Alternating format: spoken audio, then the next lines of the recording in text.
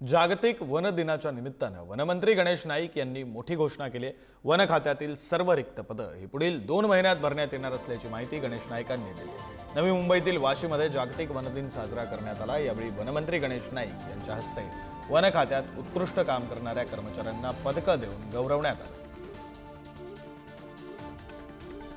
One कर्मचारी झाले असतील, वनपाल झाले असतील, वन क्षेत्रपाल झाले असतील, या सर्व जागांच्या ठिकाणी नवीन लोकांची भरती निश्चितपणे करण्याची आणि या 2-4 महिन्यामध्ये तो संपूर्ण विस्तार करण्याचा। आपल्याकडे ठोक पगार, रोख पगार, टेम्पररी वगैरे या गोष्टी मला सुद्धा पटत नाही। आपल्या खात्याला जी गरज आहे त्या सर्वांना बेसिक डे अलाउन्सेस वगैरे जे काही सगळ्यांना मिळते ते मिळावं अशा प्रकारची रचना व्हावी अशी माझी इच्छा आहे। मेसकर साहेब ही जबाबदारी मी तुमच्यावर सोपवतो, त्याचं स्ट्रक्चर तयार करून